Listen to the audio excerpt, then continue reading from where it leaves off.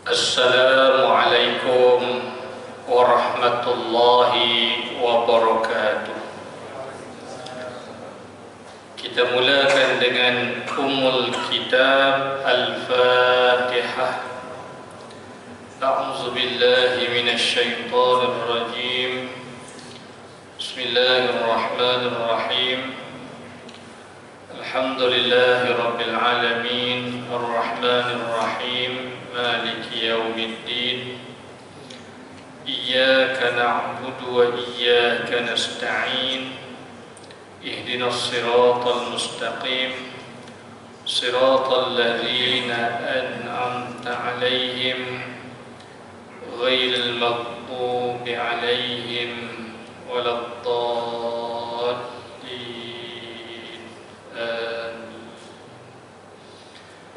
Innal hamdalillah nahmaduhu wa nasta'inuhu wa nastahdihi wa nastaghfiruh wa na'udzu billahi min shururi anfusina wa min sayyiati a'malina. Man yahdihillahu fala mudilla lahu wa man yudlil fala hadiya lahu. Ashhadu an la ilaha illallah wa ashhadu anna Muhammadan abduhu wa rasuluh. Allahumma salli wa sallim wa barik ala sayyidina wa habibina wa syafi'ina wa zufrina wa maulana Muhammad Rasulul Amin wa ala alihi wa sahbihi ajma'in, amma ba'd. Saya hormati Al-Fadhil Tuan Imam, pengurusi dan seluruh pimpinan Jawatan Kuasa Takbir Surau Ar-Rawdah, pimpinan-pimpinan masyarakat, khususnya tuan-tuan para jemaah muslimin, muslimat, ibu-ibu, ayah-ayah yang dikasihi sekalian. Mudah-mudahan kita semua sentiasa dirahmati dan juga diberkati di sisi Allah Subhanahu wa Ta'ala. Alhamdulillah, pertamanya marilah sama-sama kita memanjatkan rasa syukur kita yang tidak terhingga kepada Allah Subhanahu wa Ta'ala. Sekali lagi pada malam ini kita diberi peluang dan kesempatan oleh Allah Subhanahu wa Ta'ala untuk sama-sama kita berada di surau ini menunaikan salat fardu maghrib berjamaah. Kemudiannya kita dapat lagi bersama-sama berada dalam majlis ilmu kuliah maghrib kita pada malam ini, yang kita akan membicarakan berkaitan dengan fiqh non-muslim. Mudah-mudahan adanya manfaat yang kita perolehi, ilmu-ilmu yang dapat kita pelajari daripada perbincangan dan muzakarah ilmu kita pada malam ini, insya-Allah. Tuan-tuan yang dirahmati Allah sekalian, kita masih lagi dalam isu membicarakan berkaitan dengan persoalan yang berhubung kait dengan anjing. Salah satu isu bila kita membincangkan tentang fiqh non-muslim ini ialah anjing, yang mana menjadi binatang pemeliharaan di kalangan golongan non-muslim, tapi di kalangan kita menjadi suatu kenajisan di sudut syariat Islam, dan menyebabkan kadang-kala menjadi halangan kepada kita bila mana kita nak bergaul ataupun berinteraksi dengan golongan non-muslim itu sendiri. Jadi malam ni insya-Allah kita akan sambung berkaitan dengan kenajisan anjing.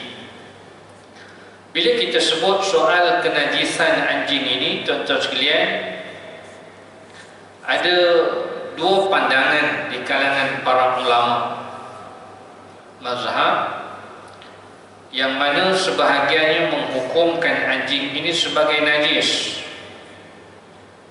yang mana sebahagian lagi menghukumkan anjing ini bukanlah keseluruhannya najis, hanya pada bahagian-bahagian tertentu sahaja najis. Antaranya yang dapat kita boleh simpulkan di kalangan mazhab yang menghukumkan anjing ini sebagai najis, bahkan najis yang berat, najis mughalladhah. Kita faham bila najis berat, cara nak menyucikan pun perlu teliti, dengan cara apa yang kita faham, bagaimana yang kita bincang dalam kuliah yang lepas, iaitu mestilah dengan cara menyamak, iaitu dengan 7 kali basuhan, salah satunya dengan menggunakan air yang bercampur dengan tanah. Jadi yang menghukumkan anjing ini sebagai najis mughalladhah, najis yang berat, ialah mazhab Asy-Syafi'i dan juga mazhab Hambali. Mazhab yang kita berpeganglah di negara kita, majoritinya berpegang kepada mazhab Syafi'i, dan juga sebahagian daripada mazhab Hambali menghukumkan bahawa anjing itu termasuk kategori binatang yang najis, bahkan najis yang berat, najis mughalladhah. Tetapi ada beberapa pandangan dalam mazhab yang lain, umpamanya mazhab Maliki. Mazhab Maliki, mereka tidak menghukumkan anjing itu najis kecuali hanya pada najis anjing ataupun tahi, atau najis anjing itu sahaja yang dihukum najis. Sama macam binatang yang lain, sama macam kucing. Kucing tu tak najis, tapi bila dia berak, najis lah. Ayam pun tak najis, tapi bila dia berak, najis ayam itu, najis lah, kita kena bersihkan. Bahkan sama pada pandangan dalam mazhab Maliki, sama, pada tubuh anjing itu tidak najis, hanya yang najis itu pada najis anjing itu sahaja.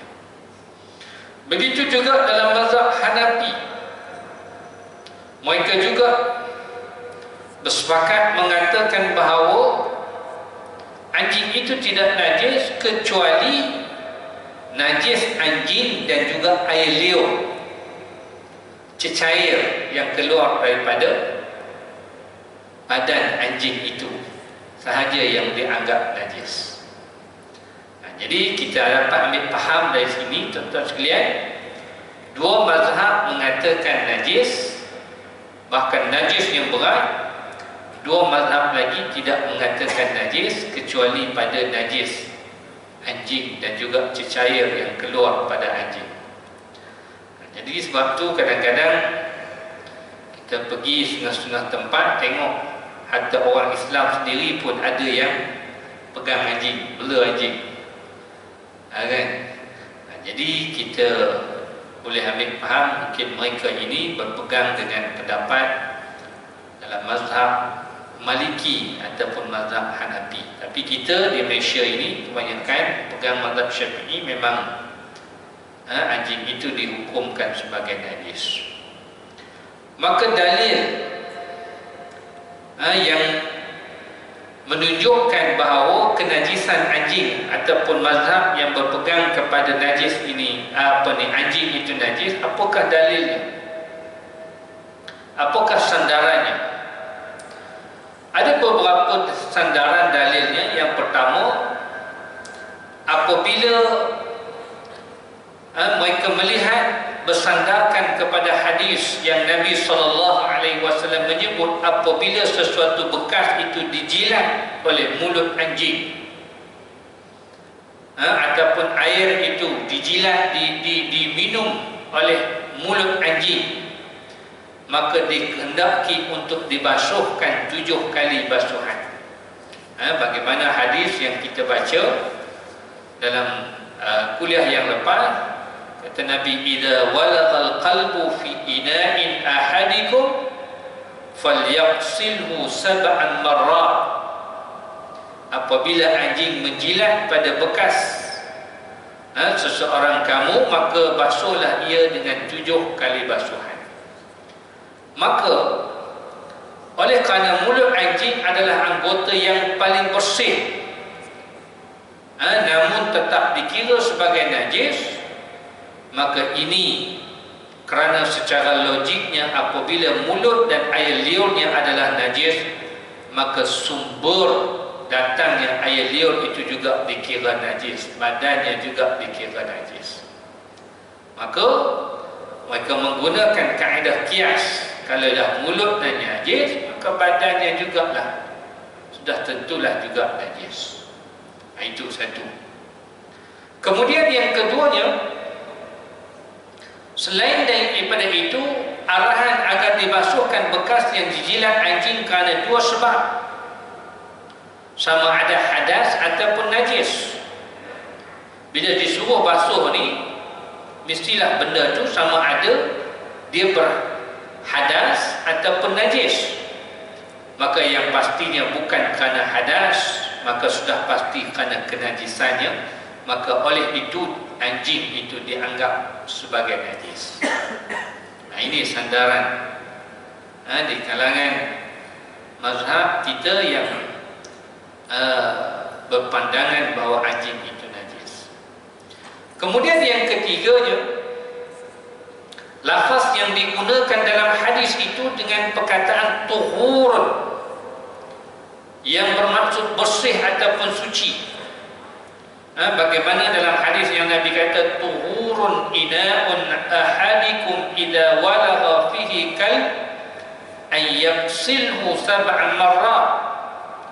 Tuhurun ni maksud dia bersih ataupun suci.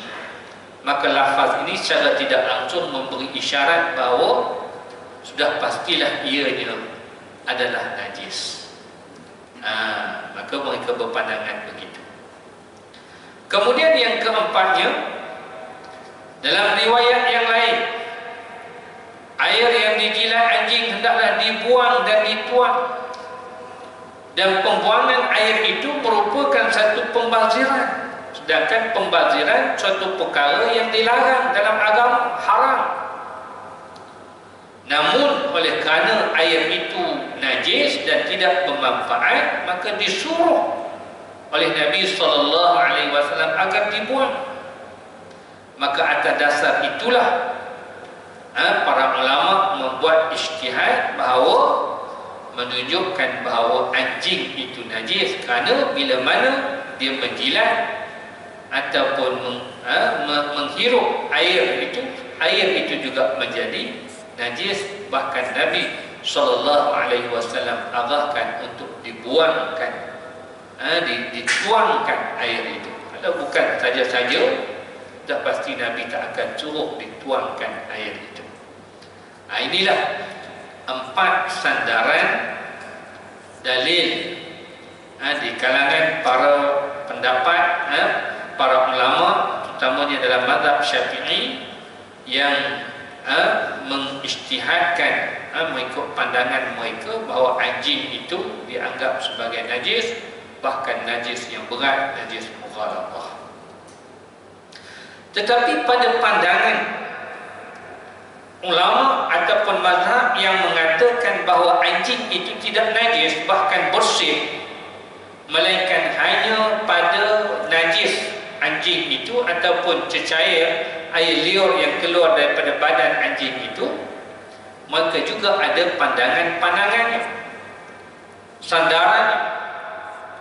Antaranya dalam mazhab Maliki, mereka berpendapat bahawa anjing adalah suci kerana atas dasar beberapa alasan dan dalil yang disandarkan oleh mereka.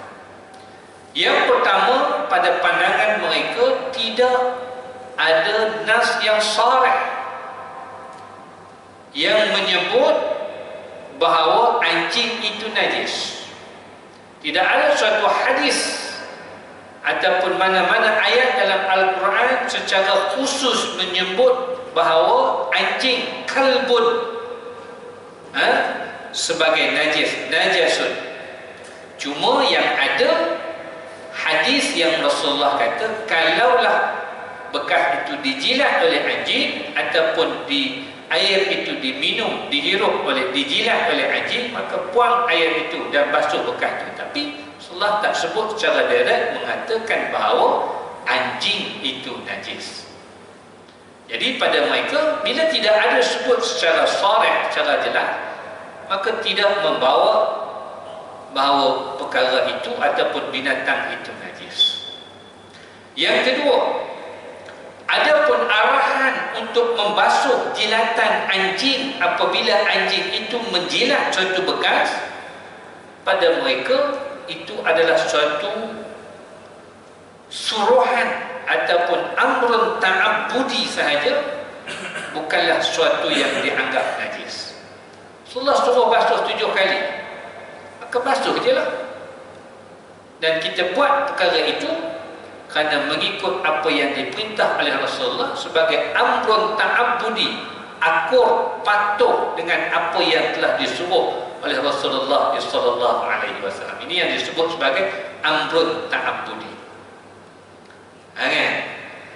Tapi Rasulullah tak sebut perkataan najis dalam hadis itu. Cuma Rasulullah kata basuh 7 kali. Ini pegangan mereka. Dan yang ketiga, mereka juga berpegang dan diperkukuhkan lagi dengan keharusan penggunaan anjing dalam pemburuan, menangkap haiwan buruan. Dan biasanya anjing ini bila menangkap binatang buruan itu, dia akan menggigit dengan mulutnya. Dia tak akan heret dengan tangan. Anjing mana ada tangan? Biasanya anjing yang dilatih untuk buruan, bahkan dalam mazhab kita pun, mazhab Syafi'i, dia boleh kita makan binatang yang ditangkap oleh anjing yang dilatih untuk tujuan buruan. Kita macam orang masuk hutan kan, pergi menembak, jatuh burung, lepas anjing habis sana. Lepas tu dia pun buat balik mai, gigit, ngok, kita pun ambil makan. Boleh makan, dari sudut hukumnya boleh. Maka inilah yang menjadi pegangan mereka. Kata mereka, biasanya anjing ini menangkap dan menggigit dengan mulutnya. Namun haiwan tangkapan yang ditangkap oleh anjing itu dikira dihukumkan sebagai halal, maka sudah pastilah pada mereka anjing itu tidak najis. Kalau najis, sudah mestinya dilarang untuk kita makan binatang yang ditangkap oleh anjing. Dan kemudiannya juga kata mereka, antara hujah yang dipegang oleh mereka zaman Nabi SAW dahulu, didapati banyak yang anjing-anjing berkeliaran di masjid, di persekitaran rumah Nabi SAW. Bahkan ada hadis yang menunjukkan bahawa ada anjing di bawah katil Nabi. Dalam satu peristiwa, malaikat tak datang tak masuk rumah Nabi, rupanya ada anjing di bawah katil Nabi. Jadi sudah pastilah kata mereka, kalaulah katakan anjing itu najis, sudah pasti sejak daripada dulu Nabi akan sebut tentang perkara itu secara jelas. Sebab anjing ini bukan benda yang baru. Zaman Nabi itu dah ada dah banyak dah. Jadi itulah menjadi hujah-hujah mereka, terutamanya di kalangan mazhab Maliki dan juga mazhab Hanafi. Mereka berpegang bahawa anjing itu tidak najis, bahkan haiwan yang bersih, hanya yang najis itu pada najis ataupun air liur ataupun cecair yang keluar daripada mulut anjing itu sahaja. Jadi jelas tuan-tuan sekalian, ada perbezaan pandangan ulama berkaitan dengan kenajisan tentang tubuh anjing. Tetapi yang sepakat di kalangan para ulama tentang kenajisan, najis anjing, air kencing anjing, tai anjing, itu semua sepakat. Tak ada yang tak kata najis lah. Cuma ada yang kata bukan najis mughaladzah dan ada yang kata najis mughaladzah. Tapi pada badan anjing itu, pada tubuh anjing itu ada khilaf di kalangan para ulama itu sendiri. Jadi kita tak boleh katalah kalau ada orang yang pegang anjing tiba-tiba dia tak basuh, kan? Kita kata apa ni najis, kan? Itu mengikut pandangan mazhab kita, tapi mungkin mengikut pandangan mazhab dia ada setengah orang dia anggap sebagai tidak najis. Sebab tuan-tuan biasa kadang-kadang orang Arab pun ada yang bela anjing. Sebab saya bila duduk di luar di barat dulu, tuan-tuan sekalian, di Kanada dulu, kadang-kadang orang Arab bela anjing biasa je, kan? Bawa anjing, pergi gosok anjing dekat supermarket kita, tak boleh lah, kan? Jadi mungkin pada mereka berpegang dengan pandangan mazhab Hanafi dan juga mazhab Maliki. Jadi maksudnya ada kelonggaran lah di situ. Kalaulah di sana ada keperluan yang kita terpaksa bergaul ataupun menyentuh anjing dan sebagainya, maka pada ketika itu mungkin kita boleh berpegang kepada mazhab Maliki ataupun mazhab Hanafi ini, kan? Kemudian bila bersentuhan dengan anjing, bagaimanakah cara untuk kita menyucikannya? Jadi kalaulah kita berpegang kepada mazhab Syafi'i, umumnya kita di Malaysia ni lah, kita berpegang pada mazhab Syafi'i, maka sudah pastinya lah menurut mazhab Syafi'i hukumnya adalah najis. Mazhab Syafi'i mewajibkan basuhan 7 kali dikiaskan kepada jilatan anjing. Bagaimana disebut oleh Imam Nawawi, dan ketahuilah bahawa tiada beza di sisi kami antara jilatan anjing dan lainnya daripada komponen-komponennya. Maka apabila mengena oleh kencingnya, najisnya, darahnya, peluhnya, bulunya, air liurnya dan satu anggota daripada anggotanya akan sesuatu yang suci pada keadaan kelembapan, basah salah satunya, maka wajiblah dibasuhnya dengan 7 kali, dan salah satunya adalah dengan air yang bercampur dengan tanah. Itu pandangan, maknanya menurut mazhab Syafi'i. Bila dah sentuh, tak kiralah mana-mana bahagian pada anjing itu dalam keadaan ada kelembapan, adanya basah. Kalau kering tak apa, kita kering, anjing tu pun kering, kan? Waktu tengah panas, kan, tangan kita pun kering, dia pun mas nerih kita sikit, dia pun kering, tak apa, tak dikira najis. Najis ni bila mana ada kelembapan basah. Pagi-pagi dia main duk kelepiang dah, main kat kita, main nerih kat kita, kan? Kan, ataupun main tengek kencing pula kat tayar kereta kita, kat merecih kena kita pula. Itu hukumnya najis. Maka cara menyucinya mestilah dalam mazhab Syafi'i dengan 7 kali basuhan, salah satunya ialah dengan air yang bercampur dengan tanah. Macam mana nak ambil air tanah? Ini kita dah bincang dalam kuliah yang lepas, tuan-tuan. Kalau tak ada tanah, boleh cari sabun yang diperbuat daripada tanah pun boleh. Hari ini sudah ada jual lotion tanah. Contoh pergi je supermarket, maklumlah duduk bandar ni payah nak cari tanah, tak jumpa tanah. Ada setengah orang ada rumah tak ada tanah pun. Yang duduk di kondominium, apartmen, flat dan sebagainya. Kan tak ada tanah pun. Mana nak pergi cari tanah kan? Kan? Pergi beli ada. Cari sabun yang dibuat dari tanah, ataupun ada lotion hari ini yang dibuat daripada tanah. Picit ambil masuk, ambil ayam campur, kocak-kocak, dia jadi macam tanah lah.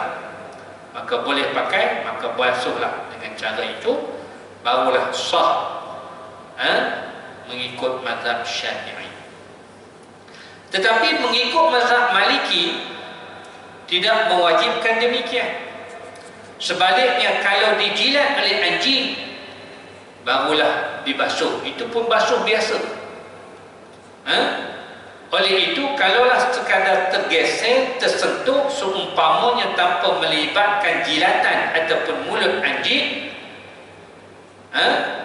maka di sana ada dua pilihan.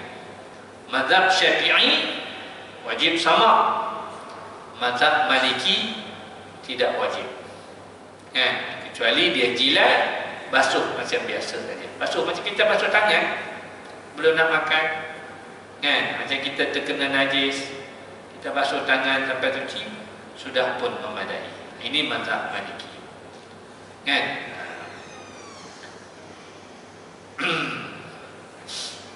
Maka dalam suasana hari ini, kebanyakan ulama-ulama kontemporari, termasuk Dr. Yusuf Qaradawi sendiri, mereka berpendapat bahawa pendapat mazhab Maliki inilah yang lebih praktikal. Ini kerana suasana hari ini menyaksikan bahawa hubungan masyarakat Muslim dengan non-Muslim makin luas. Maka masyarakat non-Muslim memelihara anjing. Jika berdasarkan kepada fiqh dalam mazhab Syafi'i sahaja, masyarakat akan menjadi sukar untuk bergaul dengan masyarakat non-Muslim kerana takut dan khawatir dijilat atau bersentuhan dengan anjing itu. Maka pendapat dalam mazhab Maliki menyatakan bahawa anjing tidak najis, maka adalah ini yang lebih praktikal. Bukan kata pendapat dalam mazhab Syafi'i itu tidak betul. Sebab itu perbezaan pendapat para ulama ini disebut khilaful a'immah wa rahmah. Khilaf di kalangan para ulama ini membawa rahmat. Rahmat itu maknanya memberi kelonggaran dan keluasan kepada kita.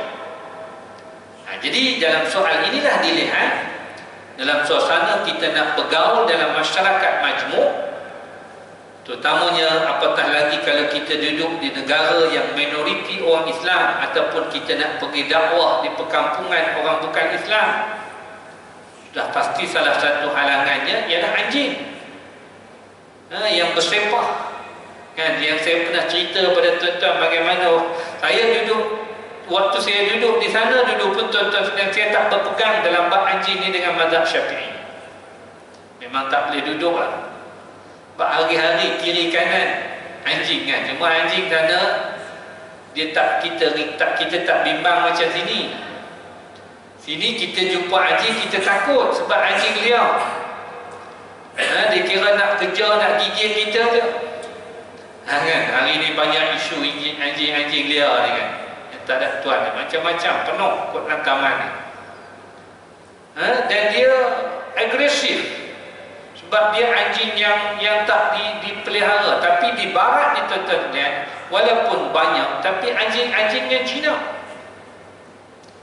Bahkan nak syarat nak bela anjing itu istilah anjing yang Cina. Jadi memang kiri kanan, naik lift ada anjing, naik bas ada anjing, masuk supermarket ada anjing, ke terbang yang tak boleh bawa anjing kan. Masuk hotel ada anjing. Jadi kalau kita berpegang kepada mazhab Syafi'i bolehlah, tapi hari-hari kena mandi air tanah lah tuan-tuan. Jadi agak sukar. Jadi sana saya dalam bab anjing ni memang saya bertaklid pada mazhab Maliki.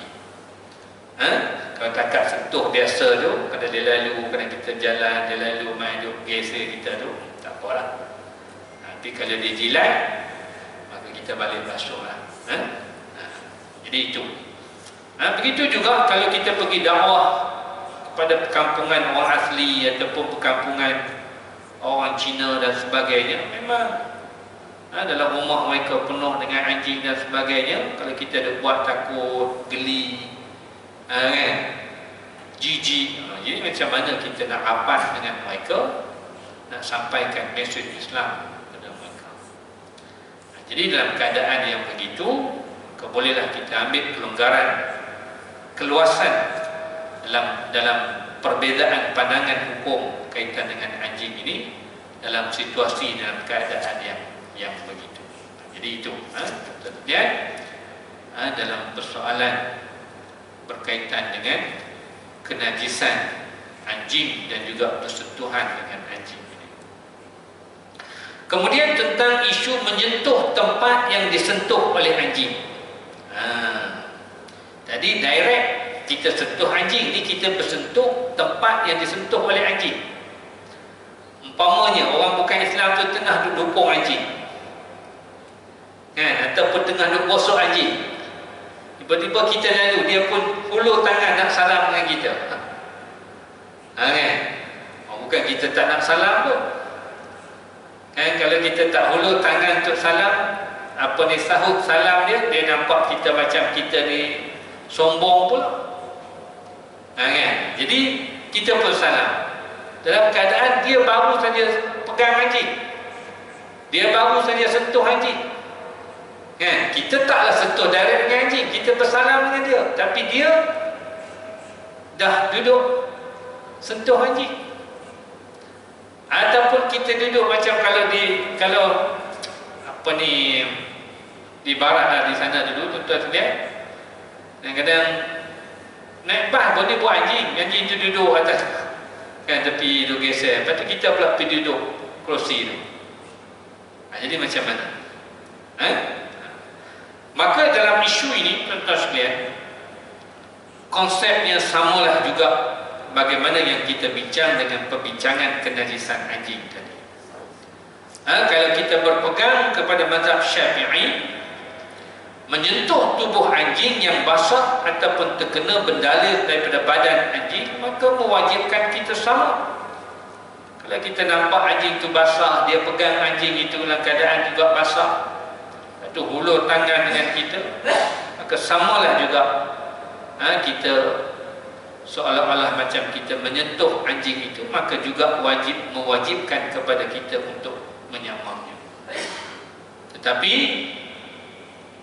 kalau dalam mazhab Maliki, dia tidaklah mewajibkan, kerana dia tidak dianggap dalam keadaan yang begitu sebagai najis, melainkan najis ataupun air kecil tahi anjing itu saja.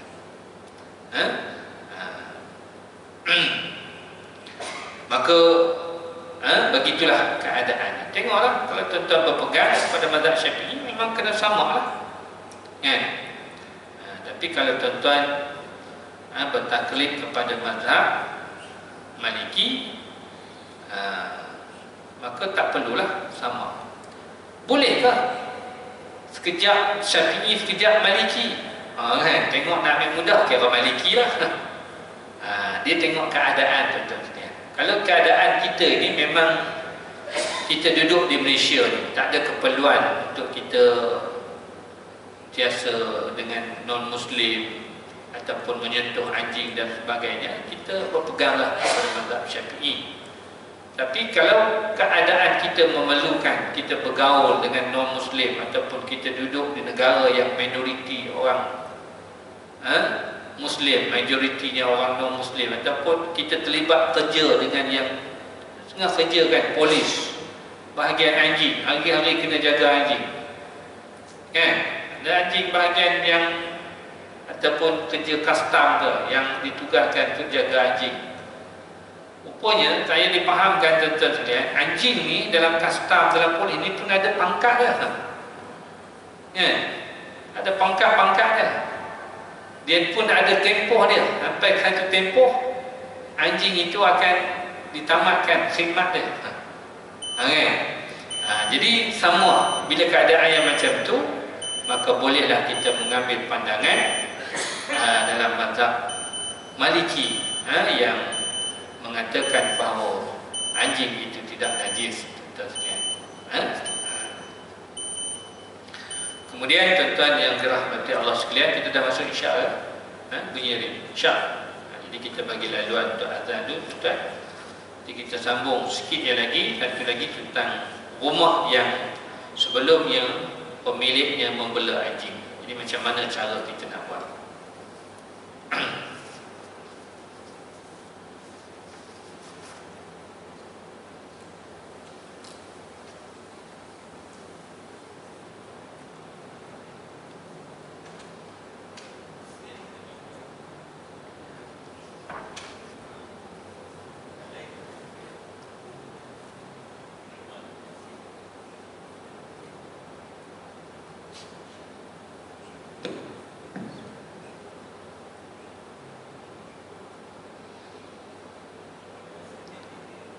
Allahu Akbar, Allahu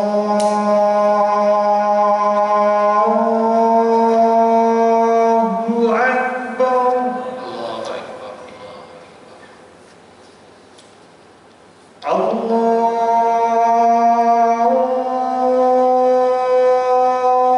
Akbar,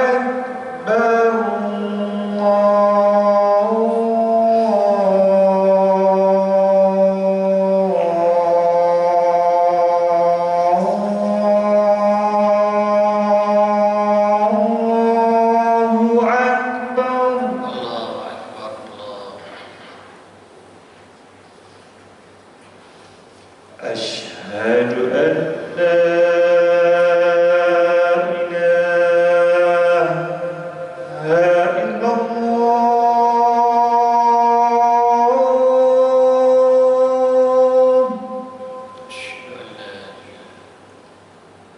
أشهد أن لا إله إلا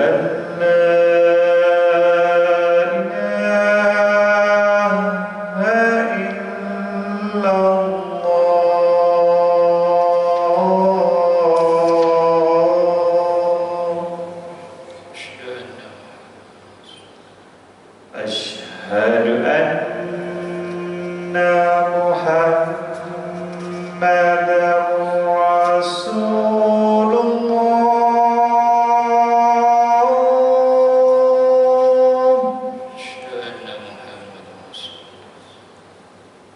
أشهد أن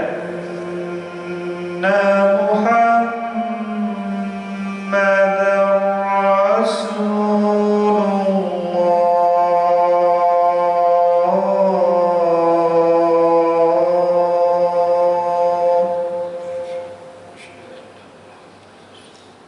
حي على الصلاة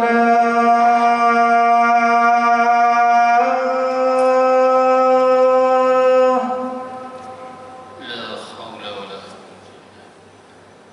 حي على الصلاة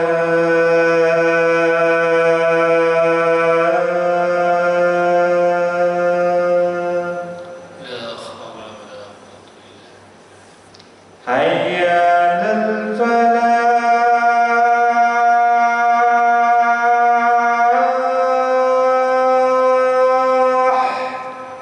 لا حي على الفلاح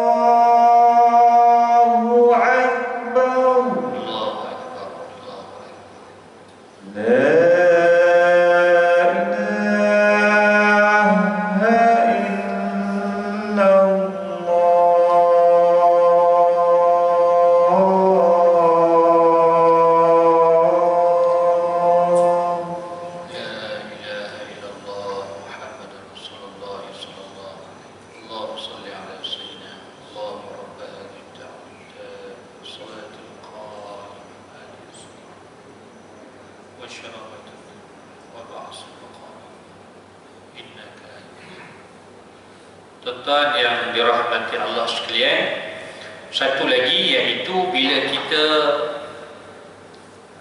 menyewa ataupun membeli rumah kediaman yang sebelumnya pemiliknya itu adalah di kalangan orang bukan Islam, ataupun dengan yang lebih khususnya dia ada bela haji. Jadi macam mana kita nak buat? Ada kita sewa ataupun kita beli, ataupun kita pergi luar negara, kita sewa homestay sana kan, milik orang bukan Islam.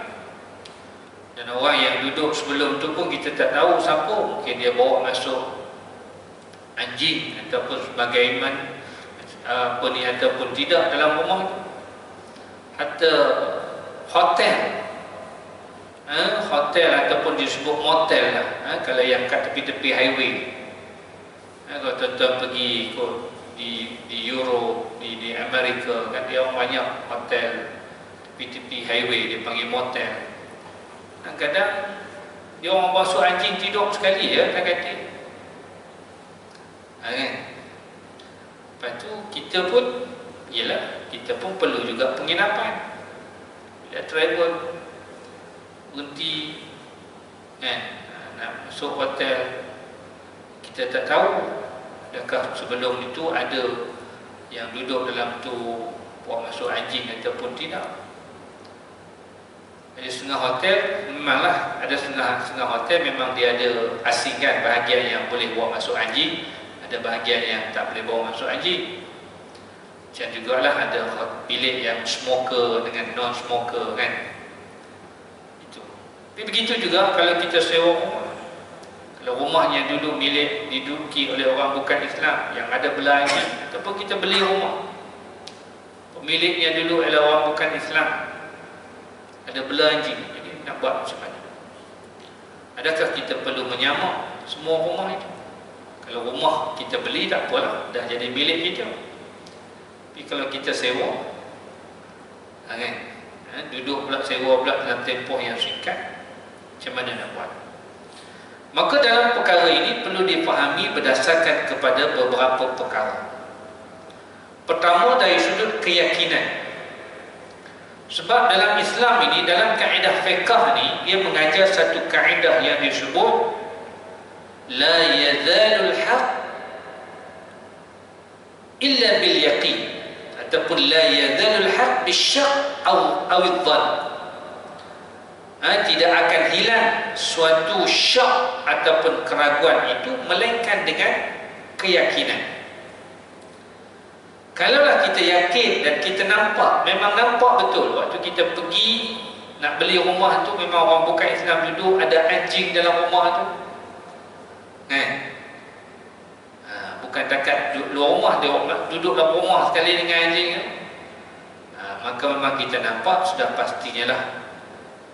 Kalau di Malaysia ni kita berpegang mazhab Syafi'i, kita kena samak dululah rumah tu basuh, cuci. Kita nak masuk rumah baru pun biasa kita basuh, ni kita basuh lebih sikit lah, kita basuh dengan air tanah dulu, kemudian kita basuh pula dengan 7 kali basuhan air biasa tu. Nanti kata nyamak lah. Tapi tak perlulah sama sampai ke siling-siling, kipas-kipas pun semua bukan anjing naik lompat pergi siling tu pun. Jadi cara yang logiknya lah dekat dinding, lantai itu sudah memadai lah. Kemudian yang keduanya, benda yang kita tak nampak, benda yang berada di luar ilmu penglihatan kita adalah dimaafkan. Kita tidak tahu di mana anjing tersebut berada dan di mana pula tempat yang dijilat oleh anjing. Sebab hukum fiqh ni, tuan-tuan lihat, dia hanya menghukumkan apa yang zahir, apa yang kita tak nampak. Nahnu nahkum bil zawahir. Apa yang kita nampak itulah hukumnya. Apa yang kita tak nampak, maka hukumnya dia kira halal. Macam orang duk kata ada kandungan yang tak halal apa semua dalam makanan apa semua, tapi kita tak nampak, kan? Maka dari situ hukum fiqhnya dikira halal, melainkan kita nampak.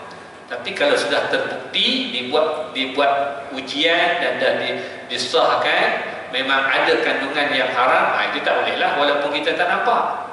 Ni hanya sekadar orang kata apa, kita panggil apa, orang cakap-cakap je, khabar angin je, maka itu tidak boleh diambil sebagai asas dalam sumber hukum. Kecuali kita nampak depan mata kita, oh ada najis, ada campur dengan benda haram, maka waktu itu baru dihukumkan haram. Begitu juga kalau kita tak nampak jilatan anjing itu, kita hanya sangkaan je, maka dari situ hukumnya dianggap tak ada. Kalau kita tahu, kita kata, oh memang rumah ni orang bukan Islam, tapi kita tak pernah jumpa pun dengan orang bukan Islam tu, kita pun tak pernah tengok pun anjing yang dalam rumah tu, cuma kita tahu dalam rekodnya, oh sebelum ni memang orang bukan Islam, maka dari sudut hukumnya dia dikira bersih. Kita tak nampak. Berbeza yang pertama tadi, memang kita dah pergi tengok ada orang bukan Islam duduk di situ, memang ada anjing duduk sekali di situ, maka itu maknanya atas asas kita nampak, maka itu diambil hukum atas dasar keyakinan kita. Tapi bila kita tak nampak, atas dasar zon, sangkaan sahaja ini, maka tidak dikira sebagai asas. Maka terpulanglah kita nak samak, kita nak lebih yakin, kita nak samak, itu kira maknanya tak ada masalah lah. Tapi kalau tak nak samak pun tak apa, maka dia tidak dikira hukum najis pada sangkaan yang begitu. Kemudian yang ketiga, atas asas adanya perbezaan pendapat ulama. Wujudnya perbezaan pendapat di kalangan para ulama tentang kenajisan anjing, yang mengatakan najis dan yang kata tak najis, maka itu memberi suatu kelonggaran dan keluasan pada kita. Jadi kalau macam contoh kita pergi luar negara tu, nak duduk 2 malam 3 malam, bukan nak samak, letih lah, saya dulu pun sewa rumah sana, memanglah sebelum tu memang orang bukan Islam dah duduk rumah tu. Yang rumah sana pula lantai kapet lah ke, bagaimana ada lantai, kalau buaya tanah pakai gulung buang lah takkan kapet tu. Jadi kita berpegang kepada perbezaan pendapat di kalangan para ulama, ambil pandangan-pandangan yang agak sesuai praktikal pada situasi dan keadaan yang begitu. Jadi itulah asasnya bila kita berhadapan dengan situasi yang begini. Jadi tuan-tuan yang dirahmati Allah sekalian, jadi itulah yang sempat kita bincang beberapa isu kaitan dengan anjing pada malam ni. InsyaAllah pada kuliah akan datang kita akan sambung lagi, masih lagi dalam persoalan anjing ini, tapi dalam isu memelihara anjing. Boleh ke tak boleh kita ni orang Islam bela anjing? Ini kita akan bincang dalam kuliah yang akan datang. Jadi untuk malam ni saya kira sekadar itu, tuan-tuan. Kalau tuan-tuan tidak ada persoalan, kalau ada silakan sebelum kita akhiri. Ada? Kalau tak ada, saya rasa sekadar itu. Mudah-mudahan ada manfaatnya. Aqulu qawli hadza wa astaghfirullah li wa lakum. Wabillahi taufiq wal hidayah. Assalamualaikum warahmatullahi wabarakatuh. Alhamdulillahi rabbil alamin. Wassalatu wassalamu ala asyrafil anbiya'i wal mursalin wa ala alihi wa sahbihi ajma'in. Allahumma anfa'na bima 'allamtana wa 'allimna bima yanfa'una. Allahumma faqihna fid din وعلمنا بالتأويل واهدنا إلى صراطك المستقيم صراط الذين أنعمت عليهم من النبيين والصديقين والشهداء والصالحين والحمد لله رب العالمين. تقبل الله منكم.